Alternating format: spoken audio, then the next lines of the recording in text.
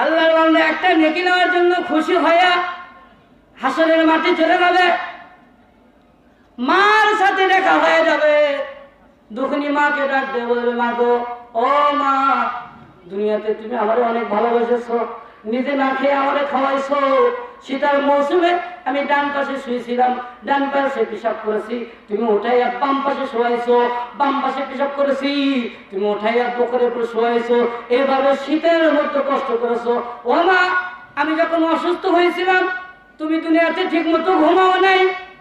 আমি দেখেছি গভীর রাত্রে জাগ্রত হইয়া দেখেছি, মা গো, তুমি তাহাজ্জুদ নামাজ পড়িয়া দুই হাত উঠাইয়া আল্লাহ তাআলাকে ডেকে ডেকে বলেছিলে, মাবুদ, আমার সন্তান অসুস্থ হয়েছে, তুমি সুস্থতা দান করো।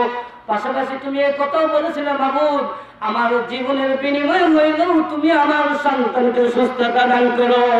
সুবহানাল্লাহ। এমন মা আছে না নাই বলেন? মা জননী সন্তানের সুখের জন্য এমন দোয়া করেছে। সন্তান ডাক দিয়ে বলবে, মা গো, দুনিয়াতে তুমি তোমার জীবন পর্যন্ত আমার জন্য দেওয়ার জন্য প্রস্তুত ছিলে। ও মা, আজকে জীবন দিতে হবে না, মাত্র একটা নেকি দাও। কি দাও? কয়টা নেকি? জোরে বলেন। মাত্র একটা নেকি দাও। মা ডাক দিয়ে বলবে, সন্তান, তুই কে রে? তোর চিনি না, যা যা যা।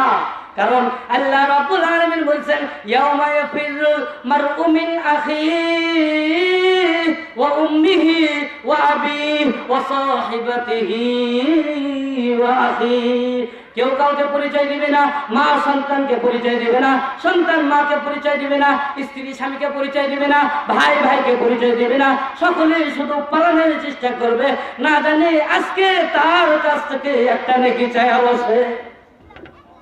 মা পরিচয় দিবে না, সন্তান নৈরাশা বাবার কাছে যাবে, বাবাকে ডাক দেও, আব্বু, দুনিয়ার জগতে তুমি আমার অনেক ভালোবেসেছো, নিজে না খেয়ে আমারে খাওয়াইছো, নিজে ভালো জামা না পরে আমাকে পড়াইছো, নিজে ভালো বিছানায় না শুয়ে আমারে শোয়াইছো, তুমি মানুষের বাড়ি কাজ করে আমারে পড়ালেখা করাইছো, অনেক কষ্ট করেছো আব্বু আমার জন্য তুমি অনেক কষ্ট করেছো। আজকে তোমার কষ্ট করতে হবে না, হবে না, মাত্র একটা নেকি দাও। কয়টা নেকি? ধরে বলেন। একটা নেকি দাও। বাবা সন্তানকে পরিচয় দেবে না, আমার বিবাহ হয় নাই, তুই কই থেকে আসলি? ও ভাই, চিন্তার বিষয় আছে না নাই? বন্ধুর কাছে যাবে, বন্ধু পরিচয় দিবে না, ভাইয়ের কাছে যাবে, ভাই পরিচয় দিবে না, সন্তানের কাছে যাবে, সন্তানকে ডাক দেবো, সন্তান, তোমার জন্য বাড়ি করেছি, গাড়ি করেছি, হালাল হারাম কিছুই দেখি নাই, তোমার সুখের জন্য অনেক কিছু করেছি, আজকে মাত্র একটা নেকি না থাকার কারণে আমি তোমার বাবা, আমি তোমার পিতা জাহান্নামে যাইতেছি, আমাকে একটু সময়, আমাকে একটু একটা নেকি দাও, মাত্র একটা নেকি, বেশি কিছু চাই না। সন্তানও পরিচয় দিবে না। অবশেষে আল্লাহর বান্দা নৈরাশ হইয়া আল্লাহ তাআলার দরবারের দিকে যাবে। একটা নেকি পাইছে ভাই? পাইল না। এবার রওনা দেয় আল্লাহর দিকে, আল্লাহর কাছে যায়। হঠাৎ করে আল্লাহর এক বান্দার সাথে দেখা। আল্লাহর বান্দা ডাক দিয়ে বলবে, তোমার কি সমস্যা বলো। তখন এই ব্যক্তি ডাক দিয়ে বলবে, ভাই রে, আমার নেকি এবং বদি সমান সমান হয়েছে, মাত্র একটা নেকি হইলে আমি জান্নাতে যাইতে পারি, এই একটা নেকি না পাওয়ার কারণে আজকে আমি জাহান্নামে চলে যাব। তখন এই আল্লাহর বান্দা ডাক দিয়ে বলবে, ভাই দাঁড়াও দাঁড়াও দাঁড়াও, আমার কাছে একটা নেকি আছে। কি আছে? আমি তো নেকির কাজ করি নাই, শুধু গুনাহ আর গুনাহ। একটা নেকি আছে, তোমার কাছে এত নেকি, তাও তুমি জান্নাতে যাবার পারতেছো না। এবং এই একটা নেকিতে কেমনি জান্নাতে যাবো? কেমনি যাবো? অর্থাৎ আমার যা হওয়া তা হবে, আমি তো এমনিও জাহান্নামে, অমনিও জাহান্নামে, আমার তো জাহান্নামে যাওয়াই লাগবে। কমসে কম তুমি জান্নাতে যাবে, একটা নেকি তুমি নাও ভাইলা।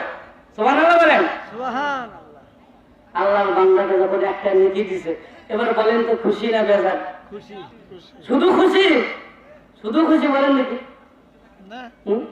এই যে ভোটে পাস করার জন্য কত মারামারি, রাতে রাতে টাকার বস্তা ছিঁড়ে দিতেছে, বুঝলেন?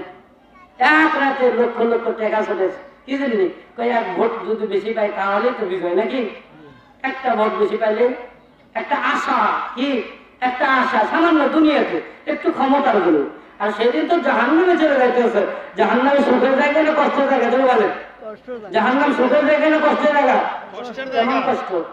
জাহান্নামের আগুন বড়ই ভয়ঙ্কর। আল্লাহ রাব্বুল আলামিন বলছেন সূরা মুদ্দাসির